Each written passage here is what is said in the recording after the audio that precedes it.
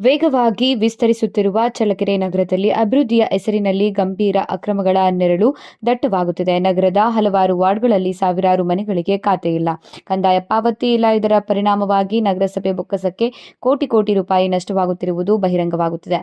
ಈ ಬೆಳವಣಿಗೆಯ ನಡುವೆಯೇ ನಗರಸಭೆಯ ಕೋಟಿ ಕೋಟಿ ಮೌಲ್ಯದ ಸರ್ಕಾರಿ ಭೂಮಿ ಅಕ್ರಮಗಳ ಪಾಲಾಗಿರುವುದು ಆತಂಕಕಾರಿ ಬೆಳವಣಿಗೆಯಾಗಿದೆ.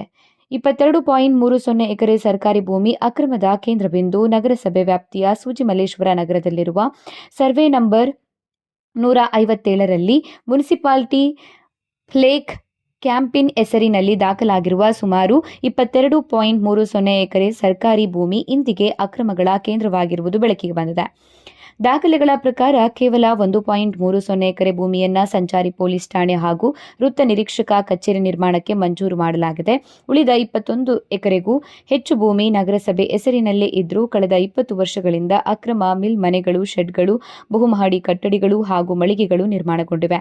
ನಗರಸಭೆ ಅಧಿಕಾರಿಗಳು ನೀಡಿದ ಮಾಹಿತಿಯಂತೆ 1987ರಲ್ಲಿ ನೀಡಿದ್ದ ಹಕ್ಕುಪತ್ರಗಳನ್ನು ವಜಾಗೊಳಿಸಲಾಗಿದ್ದು, ಪ್ರಸ್ತುತ ಏಕೈಕ ಮಿಲ್ಗೆ ಮಾತ್ರ ಖಾತೆ ಇದೆ ಎಂದು ತಿಳಿದುಬಂದಿದೆ.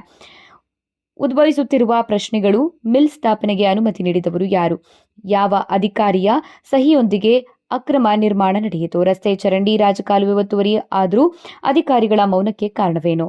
ಮೂಲಸೌಕರ್ಯ ಸೌಲಭ್ಯ, ಖಾತೆ ಇಲ್ಲ, ಕಂದಾಯ ಇಲ್ಲ. ಇನ್ನು ಗಂಭೀರ ಸಂಗತಿಯೇನೆಂದರೆ ಖಾತೆ ಇಲ್ಲ, ಕಂದಾಯ ಪಾವತಿ ಇಲ್ಲ. ಆದರೂ ನಗರಸಭೆಯಿಂದ ನೀರು, ರಸ್ತೆ, ವಿದ್ಯುತ್ ಸೇರಿದಂತೆ ಮೂಲಸೌಕರ್ಯ ಸೌಲಭ್ಯಗಳು ಲಭ್ಯವಾಗುತ್ತಿರುವುದು ನಗರಸಭೆಯ ಪಾತ್ರದ ಬಗ್ಗೆ ಅನುಮಾನಗಳು ಹುಟ್ಟಿಸುತ್ತಿವೆ.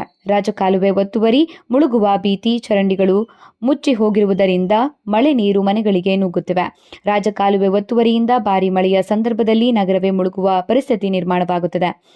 ಇದು ಒಂದು ಪ್ರದೇಶದ ಸಮಸ್ಯೆಯಲ್ಲ. ಸೂಜಿಮಲ್ಲೇಶ್ವರ ನಗರ ಮಾತ್ರವಲ್ಲ, ನಗರದ ಅನೇಕ ವಾರ್ಡ್ಗಳಲ್ಲಿ ನೂರಾರು ಮನೆಗಳಿಗೆ ವರ್ಷಗಳಿಂದ ಖಾತೆಯೇ ಇಲ್ಲ, ಕಂದಾಯವೂ ಇಲ್ಲ.